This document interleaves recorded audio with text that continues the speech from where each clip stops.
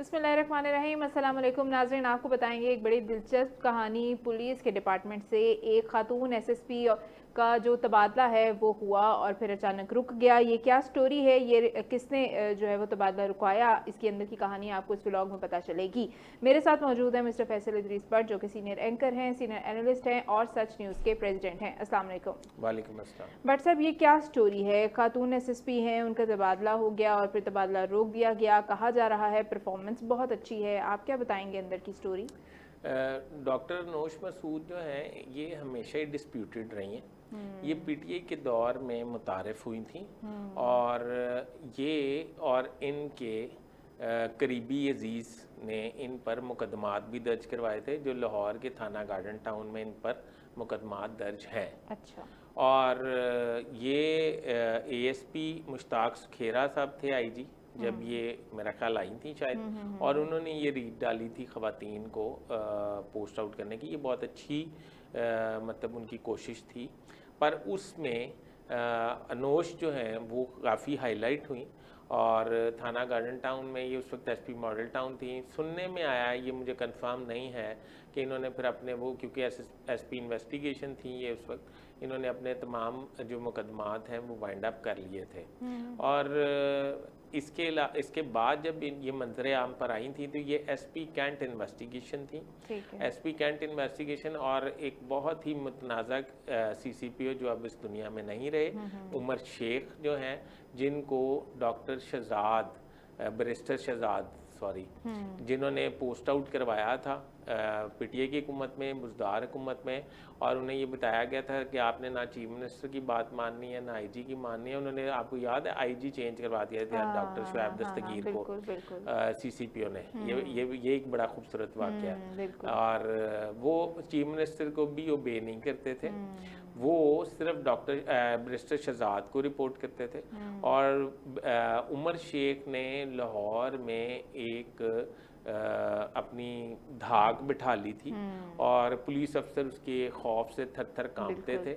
और उमर शेख जो हैं उनकी डॉक्टर अनोश बहुत ही चहीती थी और उन्हें बाबा जी कह के मुखातिब करती थी और उनसे टेलीफोनिकली बहुत रब्ता था। उस वक्त जब डॉक्टर उमर शेख को हटाया गया तो डॉक्टर अनोश मसूद पे करोड़ों रुपए की रिश्वत का इल्ज़ाम आयद हुआ था रिपोर्टेडली, और फिर इन्हें ट्रांसफ़र कर गया था और इनके ख़िलाफ़ बड़ी मुफस्सल इंक्वायरी हुई थी। अच्छा। जिसके बाद ये काफ़ी देर पर्दा स्क्रीन से गायब रहीं और उसके बाद ये आ गई।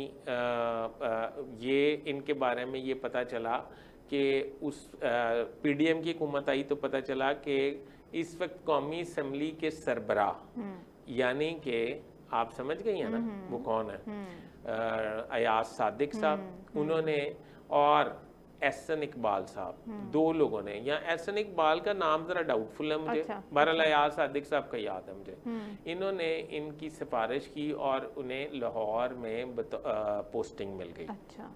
जब इन्हें लाहौर में पोस्टिंग मिल गई उसके बाद पता ये चला कि अदलिया की एक ताकतवर शख्सियत जिनका ताल्लुक मुल्तान से था वो इनके मतलब सरपरस्त बन गई और इनको वो प्रोटेक्ट करती रही। अच्छा।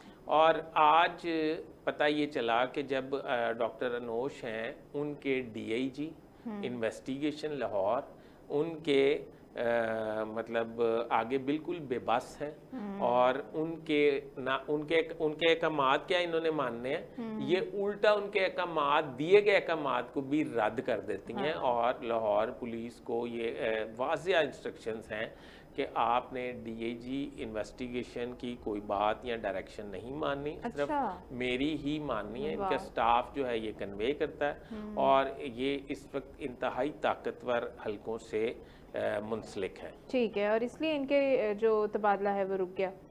इनका तबादला इस तरह रुका कि ये चीफ मिनिस्टर जो थी, ज़ाहिरी बात है ये जो तबादला होता है इसके लिए समरी जाती है। समरी जब चलती है वो पहले समरी चलती है, वो फिर थ्रू आईजी चीफ मिनिस्टर के पास पहुंचती है और चीफ मिनिस्टर इसकी अप्रूवल करके वापस करते हैं ग्रेड 19 की समरी। मैं आपको बता रहा हूँ, ठीक है जी।